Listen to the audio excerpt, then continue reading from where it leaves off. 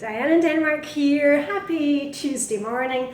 A short question and answer session today. Yesterday we were in our Swedish cabin because it was the Pentecost weekend, and we were back home, as you can see. And I thought, if you can hear the noises going, I've got the dishwasher running. I'm just about to head out for my morning swim with Helena today, and I always run the dishwasher before I go and empty it. So if you hear the gurgling behind, it's not my tummy, it's the dishwasher. Anyway, I thought I would have a quick question and answer session today because a couple of things keep coming up.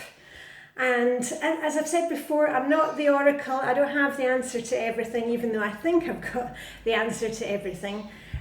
First of all, just a random question. You've probably seen me quite a lot. Oh, let me just switch off the dishwasher. There we go. It says beep beep. There we are. A bit of steam on the face, little facial.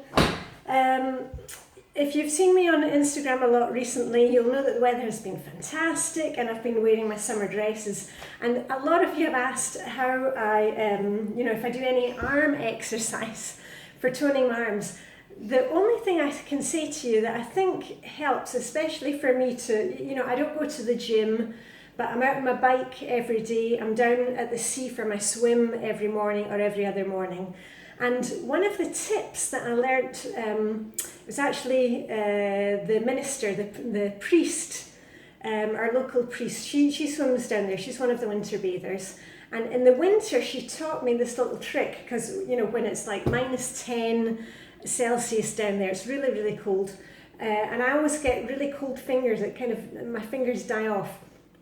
She taught me this trick that when you swim in the icy waters, you make little fists, so you're not swimming like that, like you would normally, be swimming. You make little fists, and that protects like the ends of your fingers. And I've been swimming like that ever since, and I think actually it works quite well for whatever these are. What are they called? Pecs or abs? I don't know what they're called. Anyway, because I've noticed that a lot of my really old clothes, tops and jackets, I've actually developed quite good shoulders and upper arms. So if you haven't tried that before, give it a wee try. But you know what, there is no way to kind of tone up and lose weight unless you're doing regular exercise. That's the long and the short of it. Anyway, that was about the arms, just a random little thing. A question that comes up a lot of times is when you are maybe doing quite well with decluttering the house, but your significant other or your husband has a lot of stuff that's kind of lying everywhere. Now, I've heard this a lot, and as always, you've got to work on your own stuff first. You can't go criticizing the kids' room or your husband's stuff if your stuff is also all over the house. Though there are a few ways that you can deal with it. For example, like with the kids, if the kids kind of leave everything everywhere, you've got to keep, saying nicely to them, reminding them that every time they leave a room, don't waste a journey. Have a look around. I always say to kids, is there anything that you can take away out of the living room? Maybe a cup or a glass that needs to go into the dishwasher. If they're, and if they're smaller, they will need help with this. But, you can put, if you've got like an extra little basket or a bag, if you find stuff belonging to the kids, just pop it in the bag, and then at the end of the day say to them, okay, you take this to your room and you put everything away. Now, with your husband or significant other, try and give him an area that he can call his own, because I'm willing to bet that, say, 95% of what is in your house, you have chosen it, or you have put it there, flowers or decorative knickknacks, all your lotions and potions and perfumes in the bathroom. Give him his own little bit of space, and again, try and what's the word I'm looking for? I've been thinking in Swedish and Danish all weekend. Try and corral all this stuff into one area. So that, say he's got lots of tools, kind of make it as if he can have an area where all his tools go, like one table or one set of shelves, and if you find any of his stuff kind of spilling over, you keep on putting it back there, and don't complain about it, because as I said, I'm thinking that most of the stuff in the house is probably there. You've put it there, but try and help him, and you can offer to help him to declutter his stuff, but never ever declutter anybody else's stuff. Don't go decluttering your kids' stuff or removing toys when they're not there. That's not fair. That's really not fair. But you can help them to do it with them. And let me just grab my timer. The main thing when you're doing any kind of decluttering, especially decluttering with the kids, is set the timer. So say to the kids, okay, we're going to declutter for 5 minutes. Don't do long stretches of decluttering with the kids. They haven't got the attention span, and they need to get into the process. So say we're going to declutter for 5 minutes or 10 minutes, and after that we stop. And you've got to be really good at saying, okay, we stop and now we go off and do something else. Don't reset the timer, because then they won't trust you. Okay, so you've got to build up that trust. And if you can get them a timer of their own, that is great. And it's funny because I'm always going on about the timer, and I've even heard my husband saying to other people, well, if you just set your timer for 5 or 10 minutes and concentrate on the job. So even husbands can get on board with the decluttering stuff. Now, the other thing I wanted to mention was I was in Nice, with Vibeke and Helena for my 50th birthday. Now, it was my 50th birthday last year, but it took us until this year to get the trip. But I wanted to show you what they got me for my birthday. Hold on, because I've got my swimming bag here. I had it on my launch pad, at the door. My swimming bag was ready to go. And Vibeke gave me this really lovely, from Nice, this lovely bathing towel. Do you see that? And it also says Côte d'Azur, French Riviera. And it's because it's really kind of trendy here at the bathing club to have one of these hammam towels, which is the thin cotton towels. But I really like this one because it's kind of cotton, thin cotton on one side, and it's still got the like terry toweling, but this is actually bamboo on the other side. So that's what I got from Vibeke, along with a wee towel that I can use for my hands or for standing on. And this one also says Côte d'Azur. And Helena bought me a heart key ring. And the other thing which was really funny, hold on, let me just put my bag.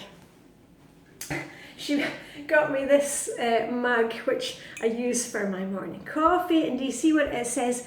Bellenymfen Diane Heltres, which means bathing bell Diane 50. And then there's a wee picture, one of our pictures from where we used to swim. I don't know if you can see the lifeguard tower there, the iconic lifeguard tower designed by Arne Jacobsen. So there we go. So and it's a pink mug, because I love pink. So I've been using that for my coffee and enjoying that. So that was a little aside about Nice. And let me see how much time have we got. Okay, I'll do one last question, because as I said, I'm off to meet Helena. Vibeka's doing other stuff today. Oh yeah, laundry. A lot of questions about laundry. I've done a whole video series, a playlist called LOL, LOL, Load of Laundry. I'll put a link to that up there. If you're having trouble with your laundry, the chances are that you're making life too complicated for yourself. You are maybe doing your laundry and you've maybe got 10 different loads because you're doing lights, darks, silks, I don't know, sheets, towels, granny socks, uncle's underpants. You're splitting it up in too many different ways. And I keep my laundry very, very simple. In Denmark, I've said this before, we're very environmentally friendly. We in most Danish stores you cannot buy that laundry softener. Fabric softener, they just don't stock it because it's such a bad thing for the environment, and also if you've got allergies and all that extra perfume, you don't need it. So you can't even buy fabric softener here in Denmark, and I've never used it. Anyway, the main thing with my laundry is that, you know, sheets and towels are doing a hot wash along with my husband's shirts, and then basically everything else is on a kind of cool wash, because, you know, it depends, you know, if your husband is working down the mines, or if your kids are rolling out in the mud and the grass every day, you know, obviously you're going to have to do that in a hot wash. But, you know, we kind of wear tops once. We'll wear our jeans and trousers 2 or 3 times before they're washed. We don't wear them, you know, like 3 days in a row, but we air them in between. So a lot of the times I air most of my clothes. But anything that's worn close to the skin, you know, like a t-shirt or a top like this, which came from the clothes swap party, that will be washed on a cool wash, because, you know, it depends on your circumstances. But basically I do my things either, as I said, sheets and towels on a hot wash, and the rest is on a cool wash. And I use laundry detergent for the cool wash. I use a liquid one for that, and for the sheets and towels I use white laundry powder.